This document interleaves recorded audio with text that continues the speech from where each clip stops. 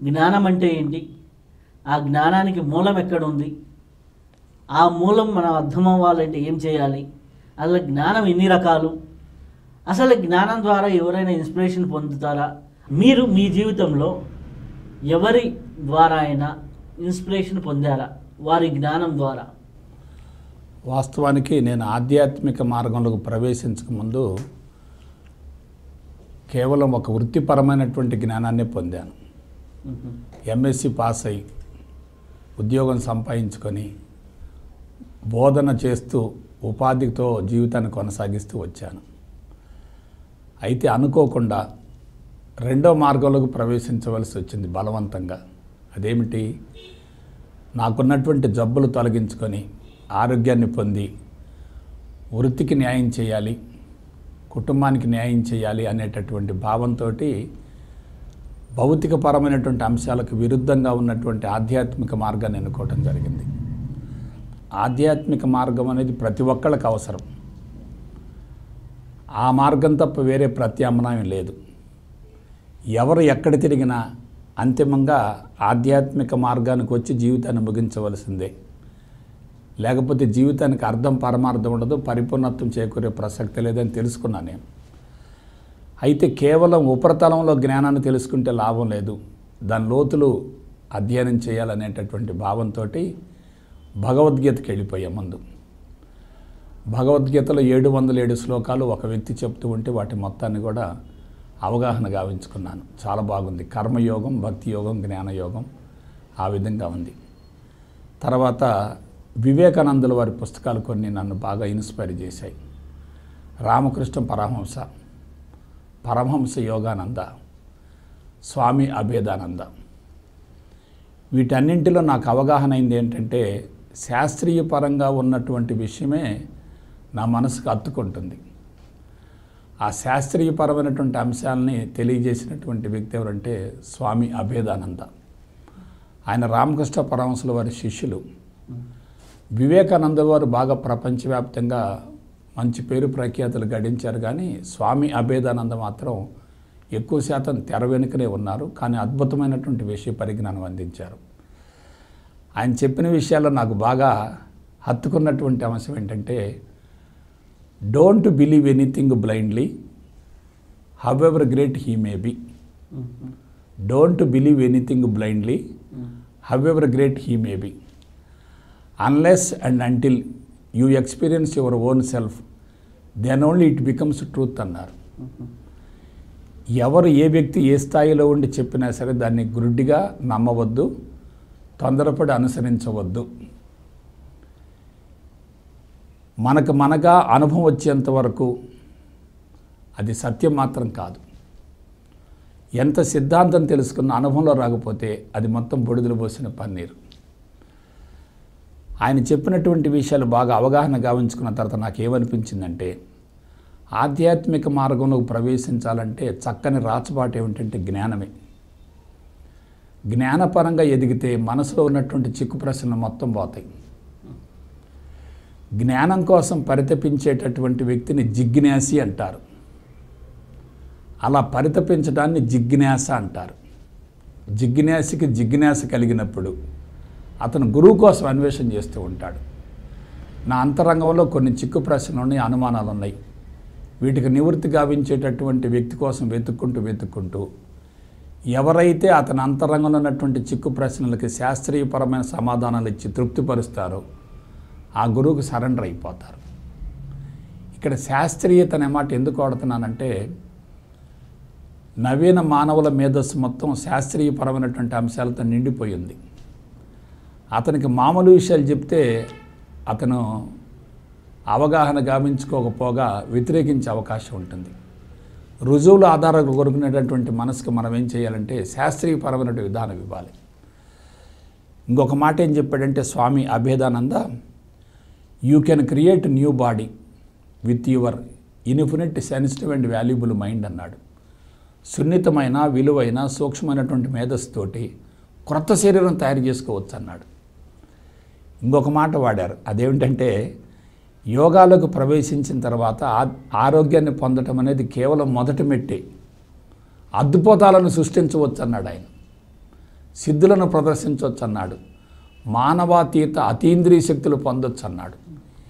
ఇవన్నీ విన్న తర్వాత, చదివిన తర్వాత ఇక పాత జీవితానికి సమూలంగా స్వస్తి చెప్పి క్రొత్త జీవితాన్ని ప్రారంభించి జ్ఞానపరమైన అన్వేషణలో మునిగిపోయాను. ఆ తర్వాత 93వ సంవత్సరం గురూజీని కావటం, ఆధ్యాత్మిక ప్రచారం చేస్తూ పుస్తకాలు చాలా రాశాను, ప్రవచనాలు అందించాను, ఇవన్నీ జరిగినాయి. అయితే మనం తెలుసుకోవలసిన నగ్న సత్యం ఏంటంటే భగవద్గీతలో 18 చాప్టర్లు ఉన్నాయి. మొదటి 6 చాప్టర్లు కర్మయోగం, నెక్స్ట్ 6 చాప్టర్లు భక్తి యోగం, నెక్స్ట్ 6 చాప్టర్లు జ్ఞానయోగం. కర్మ, భక్తి, జ్ఞానం.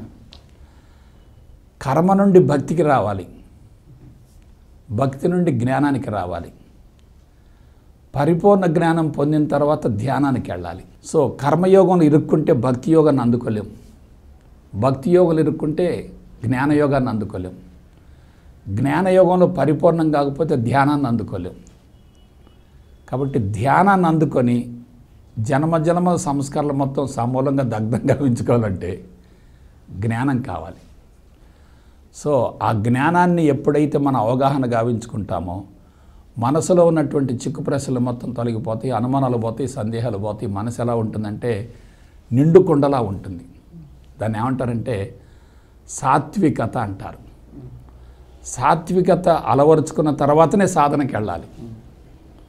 సాత్వికత లేకుండా సాధనకి వెళ్ళామంటే సాధన మొత్తం కన్ఫ్యూజన్గా మారుతుంది, భగ్నం అయిపోతుంది. కాబట్టి జ్ఞానం అనేటటువంటిది తప్పనిసరిగా అవసరం. నేను ఇంకొక మాట చెప్తాను. భగవంతుడికి సంబంధించినటువంటి జ్ఞానాన్ని తెలుసుకుంటే భౌతిక జగత్ అంతా మిథ్యగా కనిపిస్తుంది.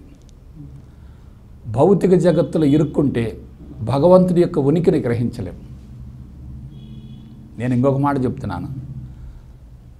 సృష్టిలో ఇరుక్కొని పోతే సృష్టికర్తను గుర్తించలేం. సృష్టికర్తను స్వాధీనపరుచుకుంటే సృష్టి మొత్తం స్వాధీనం అవుతుంది. కాబట్టి ఏది ముఖ్యం? సృష్టికర్త ముఖ్యం. ఆ సృష్టికర్తకు సంబంధించినటువంటి విషయం ఎప్పుడైతే అవగాహన అవుతుందో మనం ఇంక తెలుసుకోవాల్సిందంటూ ఏమీ లేదు. అటువంటి ఆధ్యాత్మికతకు సంబంధించి కీలకమైనటువంటి అంశాలు ఏమిటంటే 1 ఉపనిషత్తులు, 2 బ్రహ్మసూత్రాలు, 3 భగవద్గీత. ఈ మూడింటిని కలిపి ప్రస్థానత్రయం అంటారు. ప్రస్థానత్రయాన్ని గురించి మొత్తం తెలుసుకున్న తర్వాత నవీన మానవుని మేధస్సుకు అనుగుణంగా లౌకికపర విషయాల్లో కూడా మనం ఎంతో కొంతమేరకు అనుభవాన్ని పొంది అవగాహన గావించుకుంటే ఇటు లౌకిక జీవితాన్ని ప్రశాంతంగా కొనసాగించవచ్చు, ఆధ్యాత్మిక మార్గంలో పరిణతి చెందవచ్చు. అయితే ఒక విషయం చెప్తున్నాను, ఈ జ్ఞానం ఎన్ని రకాలుగా ఉంటుంది. కనిపించేటటువంటి స్థూల జగత్తుకు సంబంధించినటువంటి రూపాలు కానీ, ఆకారాలు కానీ, రంగులు కానీ, సృష్టి కానీ, స్థితి కానీ, లయ కానీ, మార్పులు కానీ, చేర్పులు కానీ, ఇవన్నీ కూడా భౌతిక జ్ఞానం అవుతుంది. కంటికి కనిపించేటటువంటి జ్ఞానం అంతా భౌతిక జ్ఞానం. ఇంకొక మాటలో చెప్పాలంటే భౌతిక దృష్టికి సంబంధించిన జ్ఞానం మొత్తం భౌతిక జ్ఞానం. కానీ మనం జాగ్రత్తగా విశ్లేషించుకుంటే ఈ జ్ఞానం ఏది వాస్తవం కాదు, నిరంతరం మార్పులు చెందుతూ ఉంటుంది. సృష్టి శాశ్వతం కాదు, స్థితి శాశ్వతం కాదు, లయ కూడా శాశ్వతం కాదు.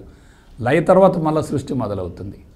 మన కంటికి కనిపించేది ఏది కూడా శాశ్వతం కాదు కాబట్టి నిరంతరం మారుతూ ఉంటుంది. కాబట్టి భౌతిక జ్ఞానం మొత్తాన్ని మిథ్యా జ్ఞానం అన్నారు. మిథ్య అంటే ఏంది? అక్కడ ఉన్నట్లుగా అనిపిస్తుంది కానీ అది వాస్తవం కాదు. ఎప్పుడైతే మిథ్యా జ్ఞానంలో మనం ఇరుక్కుంటామో ఆత్మజ్ఞానం అందుకోలేము. ఇది మిథ్య అని తెలుసుకున్నప్పుడు మనం ఆత్మజ్ఞానం వైపుకు దృష్టిని మళ్లించగలుగుతాం. ఇప్పుడు అందరూ ఏమయ్యారు? స్కూల్ డేస్ దగ్గర నుంచి ఎల్కేజీ అనుకోండి, యూకేజీ అనుకోండి, ప్రీకేజీ అనుకోండి, ఏ జ్ఞానం తెలుసుకుంటున్నారు? భౌతిక జ్ఞానమే. ఇంకొక విషయం చెప్తున్నాను, వెరీ వెరీ డేంజరస్ చెప్తున్నాను. ప్రకృతిని మార్చేటటువంటి విధానానికి సంబంధించిన జ్ఞానం మొత్తం కూడా సాంకేతిక పరిజ్ఞానం, టెక్నాలజీ. ఈ టెక్నాలజీలో వస్తువులు విపరీతంగా తయారవుతున్నాయి. వస్తువులు తయారు చేసేటటువంటి యంత్రాలు తయారవుతున్నాయి. యంత్రాలు తయారు కావడానికి ప్రకృతి కావాలి, వస్తువులు తయారు చేయడానికి కూడా ప్రకృతే కావాలి. అది కాబట్టి మళ్ళొకసారి చెప్తున్నాను, ఒకటి భగవంతుడికి సంబంధించినటువంటి జ్ఞానం, సృష్టికర్తకు సంబంధించిన జ్ఞానం. ఇది ఆత్మజ్ఞానం అనుకో, బ్రహ్మజ్ఞానం అనుకో. రెండవది ఏమిటి, మన భౌతిక కళతో భౌతిక దృష్టితో చూసేటటువంటి సమాచారం మొత్తం కూడా భౌతిక జ్ఞానం. రంగులు కానీ, రూపాలు కానీ, కొండలు కానీ, పర్వతాలు కానీ, పంచభూతాలు కానీ, వృక్షాలు కానీ, జంతువులు కానీ, కదలికలు కానీ, సృష్టి కానీ, ఇదంతా ఏంటంటే భౌతిక జ్ఞానం.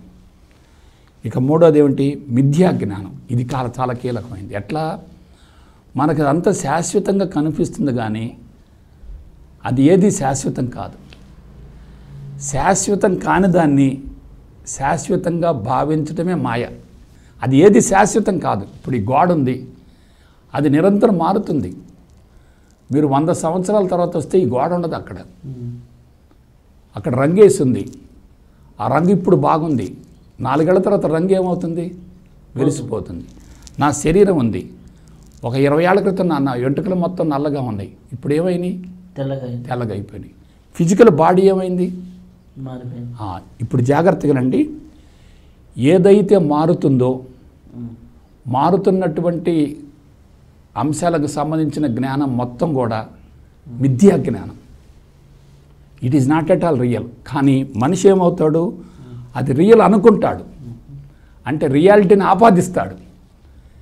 ఇప్పుడు నేను సబ్జెక్టు చెప్తున్నాను, ఈ సబ్జెక్టు నా నోటి నుంచి ఒక రకంగా వస్తుంది, మరొక వ్యక్తి నోటి నుంచి మరొక రకంగా వస్తుంది.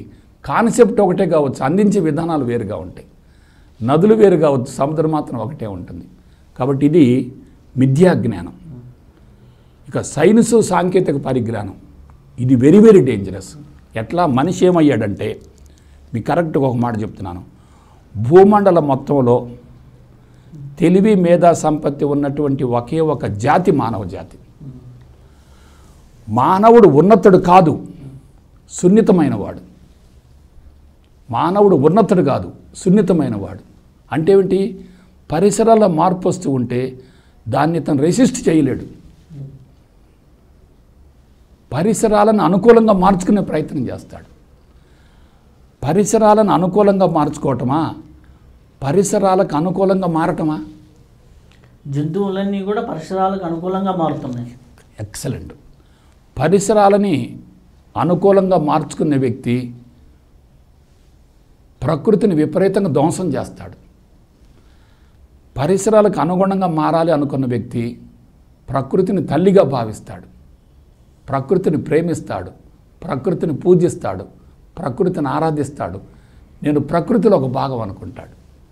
కానీ ఇప్పుడు ఏం జరుగుతుంది, వరల్డ్ వైడ్గా ఒకే ఒక మాట చెప్తున్నాను,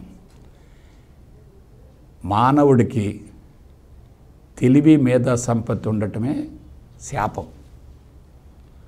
అతను సైన్సు సాంకేతిక పరిజ్ఞానాన్ని కనిపెట్టి వస్తువుత్పత్తిని పెంచి లోపల ఉన్నటువంటి బాడీ మొత్తాన్ని కూడా వీక్ చేసుకొని భౌతిక సంపద మీద ఆధారపడుతున్నాడు. అదే సైన్సు సాంకేతిక పరిజ్ఞానం. కాబట్టి సైన్సు సాంకేతిక పరిజ్ఞానం ఎప్పుడైతే వెలుగులోకి వచ్చిందో నాగరికత ఏమైంది, పెరుగుతూ వచ్చింది. మనిషి బాడీ ఏమైంది, వీక్ అవుతూ వచ్చింది. తరం మారిందంటే ఏమవుతుంది, వీక్ అవుతూ ఉంటుంది. అది ఒక విషయం చెప్పండి, తండ్రి బ్రతికుండగానే కొడుకు చనిపోతున్నాడే, ఏమిటి లోపం, ఏమిటి పాపం, ఏమిటి శాపం, ఎక్కడ పొరపాటు జరుగుతుంది? తండ్రి కష్టించి పనిచేశాడు, ఎండలో ఎండాడు, వర్షంలో తడిచాడు, చల్లో వణికాడు. కానీ కొడుకు ఏం చేశాడు, భౌతిక సంపదను పెంచుకున్నాడు, వస్తువుత్పత్తిని పెంచాడు, సైన్సు సాంకేతిక పరిజ్ఞానం పెంచాడు. అతను ప్రకృతిని తను అనుకూలంగా మార్చుకునేటటువంటి ప్రయత్నంలో ప్రకృతి మీద పట్టు సాధించాలనేటువంటి తపనతో ఆరాటంతో ప్రకృతిని మొత్తాన్ని ధ్వంసం చేస్తున్నాడు. దీనివల్ల ఏమైంది, భౌతిక కాలుష్యం పెరిగింది, నీరు కలుషితమైంది, తినే ఆహార పదార్థం మొత్తం కల్తీ అయింది. ఇంకా మనిషికి ఆరోగ్యం ఎక్కడి నుంచి వచ్చింది ఆలోచించండి. కాబట్టి ఈ విధంగా సైన్సు సాంకేతిక పరిజ్ఞానం కనిపెట్టినటువంటి ఒకే ఒక వ్యక్తి మానవుడు. ఆ మానవుడే భూమండలానికి ప్రమాదం. భూమండలం మొత్తం నుంచి మానవ జాతిని వేరు చేసేసేయండి, భూమండలం ఎలా ఉంటుంది, స్వర్గంలా ఉంటుంది. అది కాబట్టి ఈ పతనానికి మొత్తానికి మూలం ఎవరు? మానవుడు. మానవుల్లో ఉన్నటువంటి ప్రత్యేకత ఏంటంటే తెలివి. మనో చైతన్యం, బుద్ధి చైతన్యం, తెలివి, మేధా సంపత్తి. దానివల్ల ఏమి ఏర్పడింది? ఒక అహంకారం ఏర్పడింది. అహంకారం ఏమైపోయాడు? సో ఇదంతా ఏమిటి? జ్ఞానమే. కాబట్టి ఈరోజు మనిషి సముపార్జించేటటువంటి జ్ఞానం మొత్తం కూడా మేధస్సుని ఏం చేస్తుంది? కలుషితం చేస్తుంది. ఆ ప్రభావంతో శరీరం ఏమవుతుంది? బలహీనపడుతుంది. రుగ్మతలు సంభవించిన తర్వాత, ఆరోగ్యం పోయిన తర్వాత, ఆయుష్ కుదించబడిన తర్వాత, అశాంతి పెరిగిన తర్వాత, అసంతృప్తి పెరిగిన తర్వాత, ఆనందాన్ని పొందలేనప్పుడు ఇంకా జీవితానికి అర్థం పరమార్థం ఏముంది? కాబట్టి జ్ఞానం వల్ల మనిషి ఏమవుతున్నాడు? పతనము. అది ఇంకొక విషయం చెప్తున్నాను. భౌతిక జ్ఞానమైన, విద్యా జ్ఞానమైన, సైన్సు సాంకేతిక పరిజ్ఞానమైన, ఆత్మజ్ఞానమైన, ఉపనిషత్తుల జ్ఞానమైన అంతా జ్ఞానమే. సో అంతా కూడా బయట ప్రపంచానికి సంబంధించినటువంటిది, వేరే ఇంకేం కాదు.